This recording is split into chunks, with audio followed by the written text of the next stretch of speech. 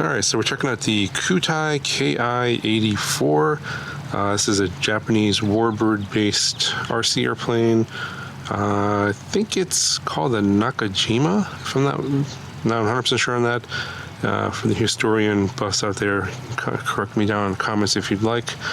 So this is a ready-to-fly kit. Comes with everything in the box. Controller, it comes with battery charger, and you get the manual, of course, and also the screws for installing the wings.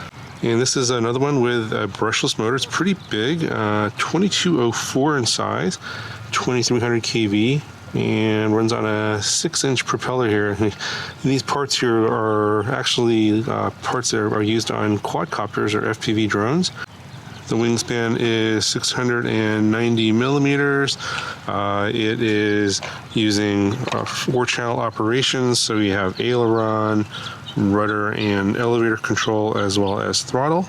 Battery is here underneath this hatch, just attached magnetically here. See the magnet there, and you got your servos there for the elevator and rudder. Battery is just in this kind of bay, and it's kind of held in place with the front part of the hatch there, and JST plug, and then the battery charger is going to use this 2S balance lead. So the battery is 1300 milliamp hours. It's a 2S battery, and they're estimating a flight time up to 25 minutes. This little part right here is a little cutout for GPS expansion, and they don't have any information about that in the manual, and there's some soldering that needs to be done on the flight controller to use that, and I'm not sure how that's going to be implemented. It's probably for a future version of this plane. In terms of putting the build together, just 2 screws here for the main wing, and there's 2 screws here on the back for the elevator and rudder assembly. And then you do have to put the rear wheels in as well as the front wheels in. Here's a look at the controller. I don't know what the control protocol is. However, if you don't like the control protocol, there is an S-Bus port on the flight controller for this model, and you can switch that out for another receiver. I did ask in my previous review on an airplane that had the S-Bus expansion ability if anyone was interested in the video, and I think I got like 3 responses, so probably not going to make that video. And unless there's like 100 people that want to see that video using an S-Bus receiver on this one, I'm probably not going to make that video. This controller seems to be pretty nice, this RC controller. It seems to have real gimbals, not those toy grade gimbals, so kind of nice. The stick height's adjustable as well. I'll have to open it up and see if it actually are real gimbals or not, but it feels like it. The switches here, there's a 2-position switch here on the left, so down is high and up is low for rates. So we'll start off in low rates. The right switch is a 3-position switch here, so up is manual mode, middle is 6G mode, and the bottom position is 3D mode. And so 6G is basically stabilized flight, and also it limits your angle. It's best for beginners, so that's probably what we're going to start off in. Got your trims here for your throttle, elevator, rudder, and aileron. You got 4 buttons here. This one here is for the, I guess, 1-key or 1-button acro trick mode. So if you want the plane to do a left roll, you press that. Do a right roll, it'll do that like a barrel roll. I think you can only do that in 6G mode, not 3D mode. If you're in 3D mode and you want to level the plane out, if you're kind of caught in a bad situation, press this button here, it'll level the plane out. And then this button here is to cause the plane to do a loop. I believe that is it. You get dual antennas in this one, and they're both real antennas, not one, you know, sometimes one's fake. This are both are real. 500 meter range on this transmitter. Got a little handle here in the back, and then 4 AA batteries for the battery bay, or you can use a 2S LiPo. There is a 2S LiPo balance lead in the back there to power up this transmitter. To get it going, turn on everything, plug in the battery on the plane, and then to activate the throttle, you unlock it by going all the way up and all the way down, and then the throttle will be activated. And then the gyro for the stabilization is only available in the 6G mode and 3D mode. In manual mode, you're completely on your own. There's no stabilization, so if there's wind, you might get knocked around. All right, so let's go ahead and take it up in the air and see how it does. Okay, plug in the battery first.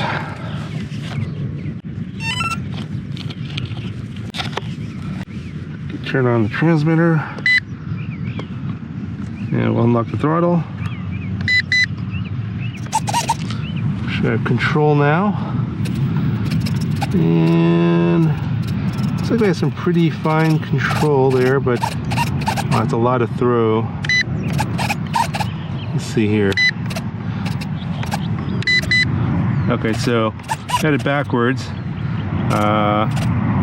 The left 2-position switch in the up position is high rates, down is low rates. So you can see it's low rates, high rates. It's still pretty, it's gonna have a good roll rate there with those ailerons. And yeah, same rates to control the rudder and elevator as well. So we'll start off in low rates in 6G mode. Don't think the gyro is activated until the throttle goes up. Yeah, so it's not activated. Activate the throttle here. Now we should have no gyro when there's no throttle. So we'll turn the throttle up a little bit. Now we have gyro. So only when we have some throttle. So if you drop the throttle all the way to 0, you're not going to have any gyro stabilization, even in 6G mode. So something to be aware of. Not a lot of wind, so it kind of doesn't matter where I toss this. And I'm going to do a hand launch just because I'm not so sure about the landing gear here. It's going to probably nose into the ground. I don't want to break a prop. There's only one prop in the kit. So let's see what full throttle looks like. Oh, pretty good pull, even on 2S. Alright.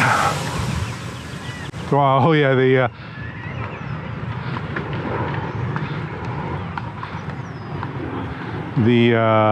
elevator is very twitchy. Very, very quiet. Alright, I need some down trim elevator. It's very floaty.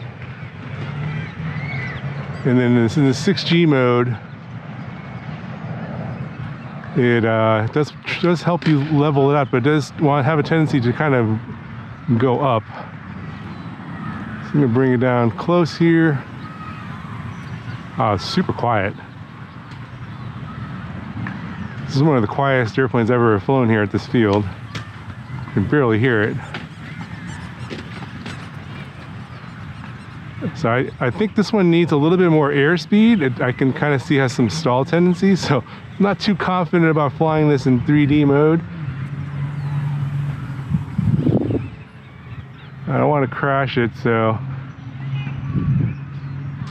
I don't fly these fixed wing airplanes too much these days. So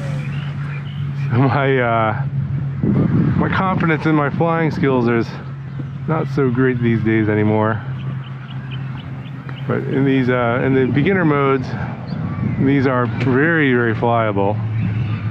But you can see the elevator is very twitchy. That's kind of this sort of like effective kind of bobbing up and down, even with the stabilizer.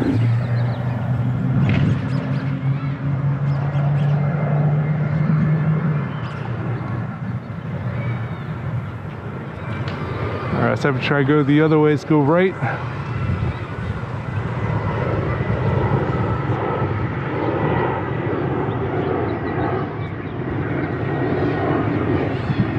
I just has this tendency to want to just go higher, and I'm afraid it might stall. So it's easier to go left with the rudder than right. I think it's because of the way it's set up.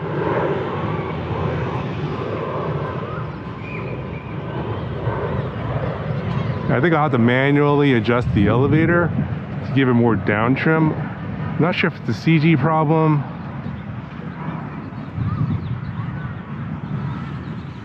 Yeah, definitely left is a lot easier.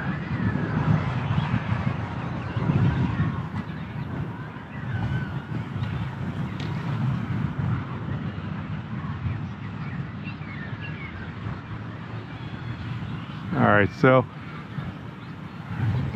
Try and do a few more passes here, get some more footage of it flying by. I can sense a little bit more wind now. Oh, they're very close there. Now you can hear it. It's super quiet.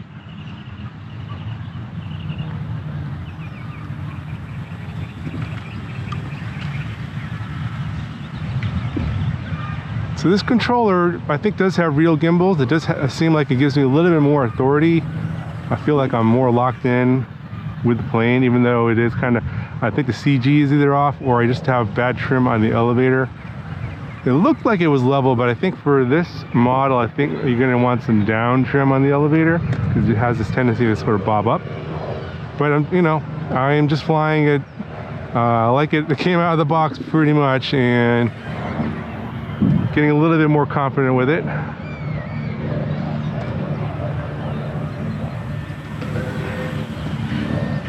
Yeah, left turns are much easier than the right turns.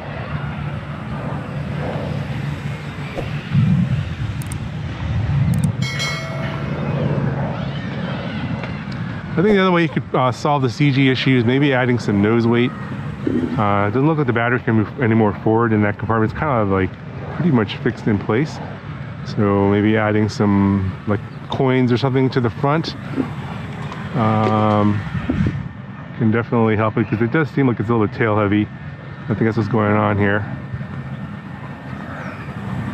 Alright, so I'm going to try and do the left roll thing here with that button. So I'm going to take it up a little higher, do the left roll. Didn't do anything. So maybe I'm not actually in 6G mode. Maybe I'm in 3D mode.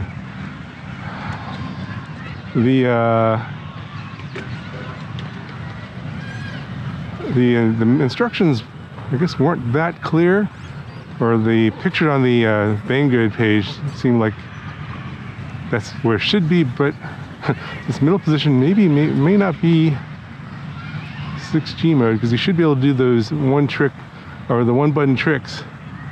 It didn't do anything. So let me pull it to the bottom position here, and this looks like 3D mode.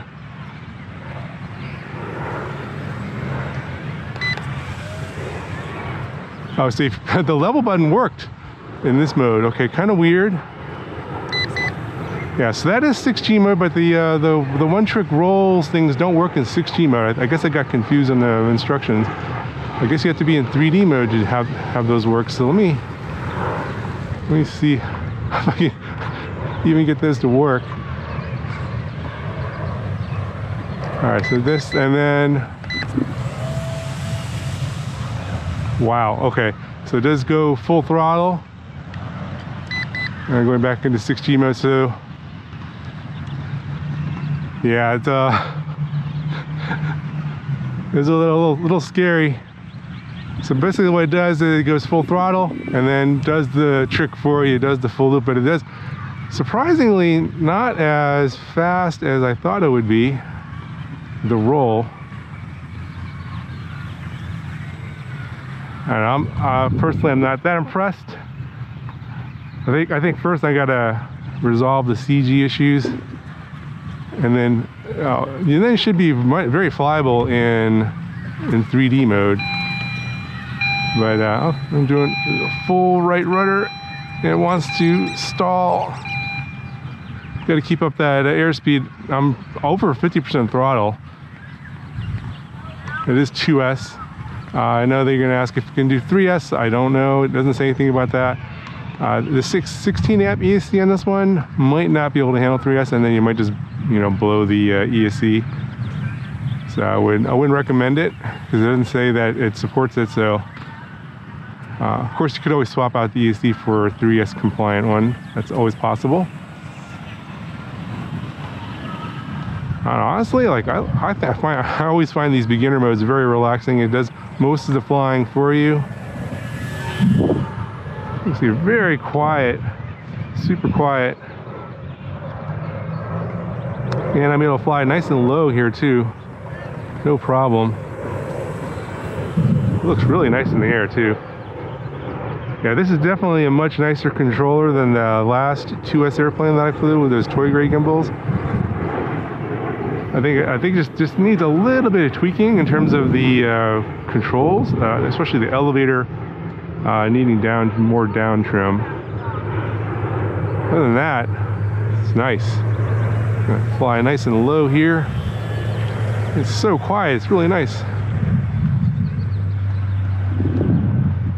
And I'm not sure if I mentioned, but it is under 250 grams with the battery, so no registration needed for this model, for those of you who are wondering. I think that'll make it a more popular, because it is going to be under that 250 gram limit. So, but the downside is, of course, with less weight, it's going to be more affected by winds, which is why I picked this sort of overcast day to fly it. There's not a lot of wind right now.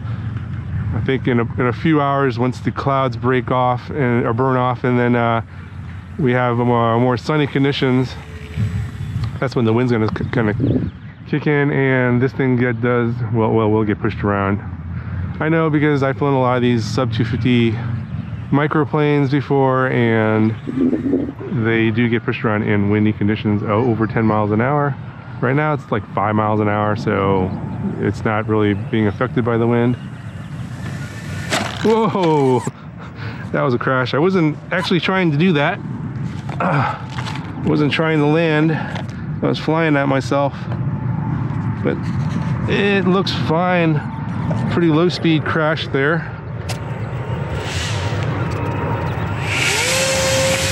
All right, here we go, up.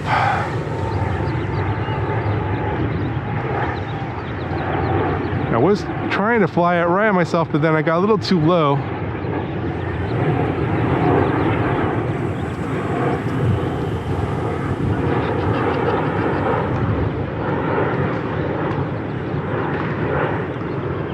Try to see if I can try to do another landing. I'm not too confident the landings are gonna be all that great.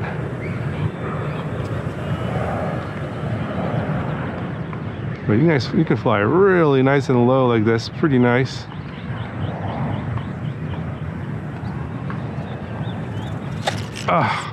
Yeah, this grass is not good for this landing gear. You're just gonna flip over like this. But I'm not sure, like if you look at the elevator, it's got a little down trim on there, but it is wanting its tail heavy, so I need to put in a lot more down elevator.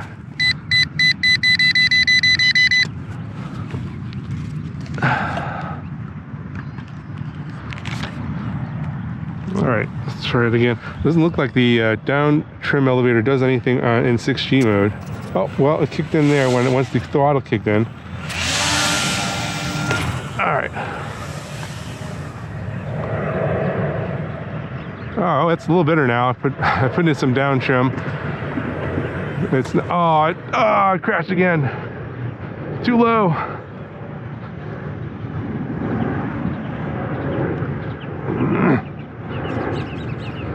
Let's see. Can I take off from the ground? Nope. You need much bigger wheels on this surface for that to work, but seems fine. No damage.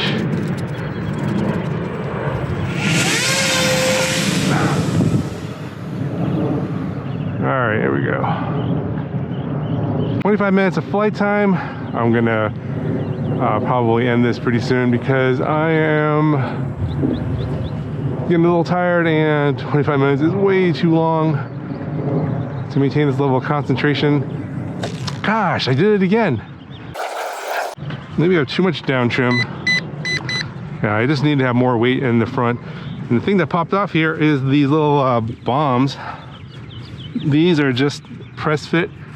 You can't glue them in. I think there's some adhesive here. Maybe you can glue these in.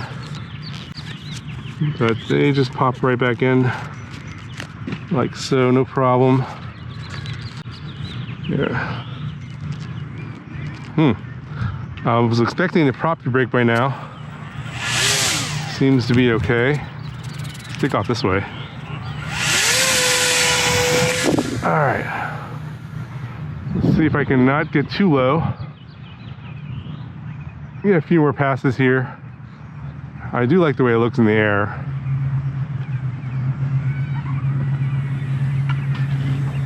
There we go.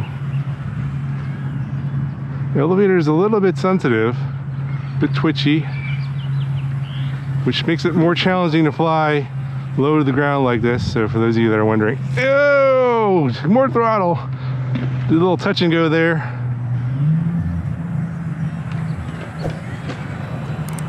Yeah, it just looks really good in the air.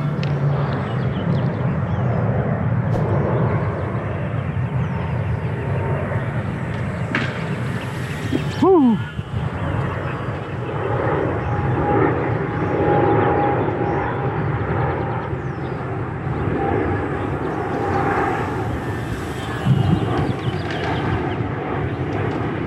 Definitely the most quiet airplane I have ever flown in terms of an RC airplane. Big prop, you know, low voltage battery, and what you get a giant motor in here too. I don't think I've seen anything with a motor this big, and it's brushless, so it's not going to burn out. You're going to get lots of flights on this one as long as it holds up. The EPP foam is going to hold up. As you can see, it just kind of bends, so it should be able to handle a lot of crashes. I've crashed it 3 times here. Obviously, low speed, nothing too major, but even EPP foam, even if it does break, it'll break pretty clean, and you can just glue things back together with just some CA or some maybe welder's glue or something pretty simple. Will bring it back to life. And the price is really good on this one too. I've seen it between $100 and $140 with one battery. It does come in a 2 battery version. I think it's like $10 more for that. Anyway, I think I'm gonna end the video here. Just gonna bring it in for a landing. Got any questions, let me know down in the comments below. Talk to you guys in the next one. Oh man, cannot get the landings to work.